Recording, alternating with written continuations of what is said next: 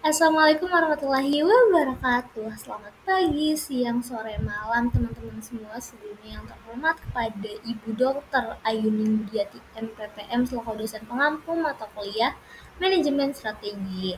Dan juga teman-teman yang menonton, semoga selalu dalam keadaan sehat dan juga bahagia selalu. Oke, sebelumnya perkenalkan saya Tasya Fauja Suhanda dari kelas 3E. Di sini akan menjelaskan mengenai analisis manajemen strategi Untirta terkait visi, misi, tujuan, sasaran, faktor internal dan juga faktor eksternalnya. Langsung aja kita lihat nih apa aja yang akan kita bahas dan juga kita bahas satu persatu.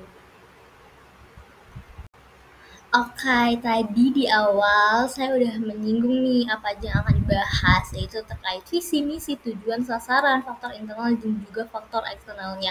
Yuk langsung aja kita bahas satu persatu. Oke, langsung aja nih kita bakal bahas yang pertama mengenai visi dari Untirtanya sendiri, yaitu terwujudnya Untirta sebagai Healthy, Integrated, Smart, and Green, Hits and Green University menuju PTN berbadan hukum yang unggul, berkarakter, dan berdaya saing global tahun 2030.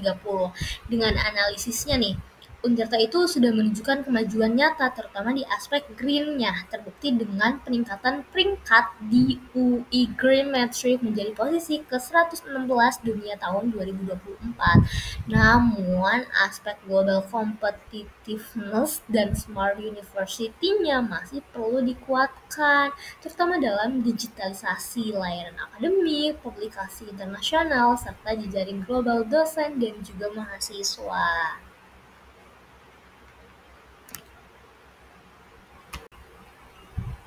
Oke, yang kedua lanjut mengenai misinya. Jadi Untirta sendiri itu punya 3 misi nih. Yang pertama meningkatkan kualitas, relevansi, dan daya saing pendidikan serta lulusan yang unggul, berkarakter, dan berdaya saing. Yang kedua meningkatkan kualitas dan kuantitas penelitian dan pengabdian kepada masyarakat yang inovatif berbasis kebutuhan nyata sesuai perkembangan zaman. Dan yang ketiga itu meningkatkan daya dukung tata kelola perguruan tinggi yang baik sebagai implementasi dari Health, Integrated, Smart and Green Hits Green University. Nah, dengan analisis misinya ini, ternyata dalam pelaksanaannya Untirta itu telah menunjukkan kemajuan seperti penerapan kurikulum berbasis OBE, peningkatan akreditasi program studi, serta capaian riset dan pengelolaan lingkungan yang diakui melalui peringkat tinggi di UI Green Metric.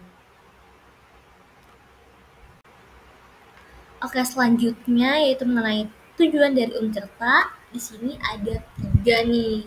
Yang pertama, tercapainya lulusan berdaya saing di kawasan ASEAN yang berkepribadian, berkarakter, dan menjunjung supaya lokal. Yang kedua, tercapainya hasil penelitian dan pengabdian pada masyarakat yang berkualitas dan terpublikasi dengan reputasi nasional dan juga internasional. Dan yang ketiga, terwujudnya daya dukung sarana prasarana yang terintegrasi, smart, and green.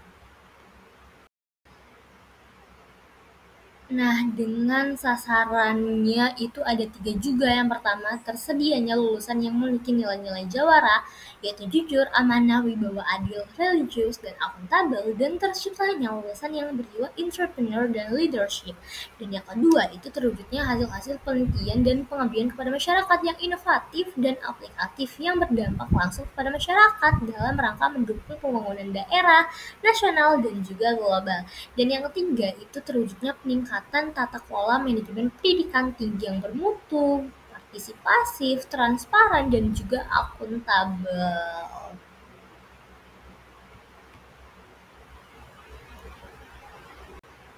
Oke, selanjutnya mengenai faktor eksternal nih, di sini ada 10. Yang pertama itu ada dari ekonomi, bahwa perkembangan ekonomi itu memengaruhi biaya kuliah dan juga peluang kerja. Terus yang sosial itu UKT terjangkau dan fasilitas yang layak.